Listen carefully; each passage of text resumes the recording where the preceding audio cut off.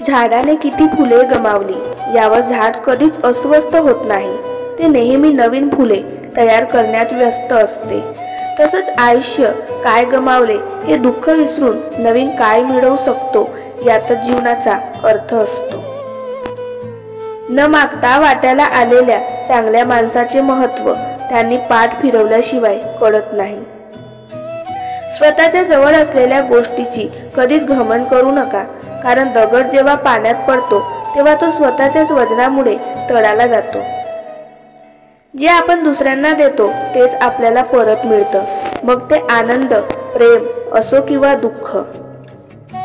आयुष्यात कोणी समजून घेतलं नाही तरीही चालेल, पण कोणाच्या पुढे पुढे करून स्वतःला लाचार बनवून घ्यायचं नाही। नेहमी देवावर विश्वास ठेवा, कारण अजूनही काही प्रश्न आहेत ज्याची उत्तरे गुगलवर सापडत नाही। मनात एक, पोटात एक आणि ओटात एक अशा लोकांपासून लांबच राहा, कारण त्यात आपलाच फायदा आहे। प्रत्येक सत्य आणि असत्य गोष्टीला एक साक्षीदार असतो, तो म्हणजे परमेश्वर।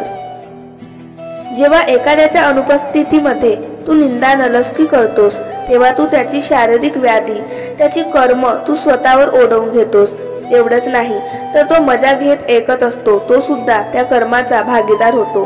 सोड इतरांची गोष्ट, जरा स्वतःकडे लक्ष दे। खोटं सहज विकलं जातं, कारण सत्य विकत घेण्याची प्रत्येकाची ऐपत नसते। मनाला वाटेल ते करा, पण मनाला लागेल असं काही करू नका। आयुष्यात तुमच्या सर्व अडचणी सोडवू शकेल अशी व्यक्ती शोधू नका। तुम्हाला कोणत्याही अडचणीत एकटे सोडणार नाही अशी व्यक्ती शोधा। एखादी व्यक्ती आनंदात आहे याचा अर्थ असा नाही की त्याच्या जीवनात सगळं काही सुरळीत आहे। ती व्यक्ती आनंदी आहे कारण जीवनाकडे बघण्याचा त्या व्यक्तीचा दृष्टिकोन सकारात्मक आहे। आईबाबांनी आपल्यासाठी काय केलं याचा विचार करत बसण्यापेक्षा आपण स्वतःच्या जीवावर आईबाबांसाठी काय करू शकतो याचा विचार करा। खूप विचार करून एक दिवस नशिबाला विचारलं की तू सगळ्यांना एवढं दुःख का देतोस? नशिबानेही हसून उत्तर दिलं की मी देताना तर सगळ्यांना सुखच देतो, पण तुम्ही सगळेच जण एकमेकाचं सुख पाहून दुःख ओढवून घेता, त्यात माझा काय दोष? ज्यांनी तुम्हाला विनाकारण त्रास दिला तेच तुमचा ध्यास घेतील। जे तुम्हाला कडवे बोलत होते तेच तुमचे गोडवे गातील। जे निंदा करत होते तेच तुमची स्तुती करतील। स्वामींचे बोट सोडू नका, सोन्याचे दिवस नक्की येतील। या जगात नाते तर सर्वच जोडतात, पण नात्यापेक्षा विश्वासाला जास्त किंमत असते। नियती जेव्हा तुमच्या हातून काही हिरावून घेते तेव्हा त्यापेक्षा काही मौल्यवान देण्याकरिता तुमचा हात रिकामा करीत असते। वेळ काढून बोलणं व वेळ घालण्यासाठी बोलणं एवढा फरक समजला की आयुष्य कळतं।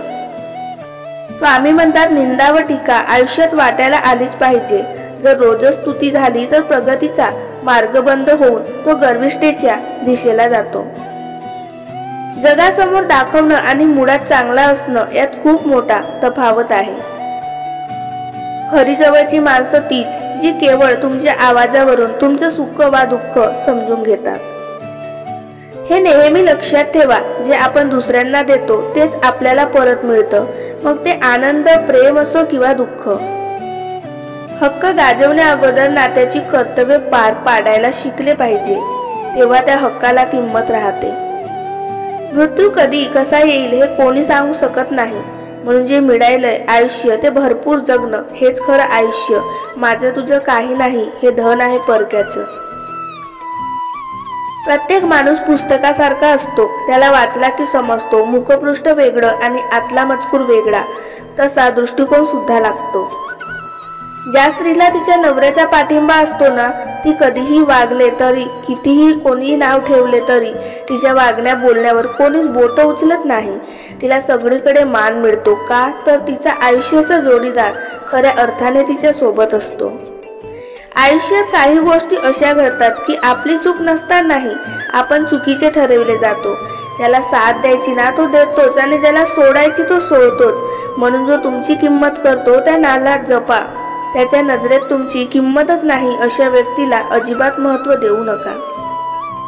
वेळेनुसार जी व्यक्ती बदलते ती व्यक्ती आपली कधीच नसते, पण वाईट वेळेतही जी आपल्याबरोबर सावलीसारखी उभी असते ती व्यक्ती खरोखरच आपली हक्काची असते.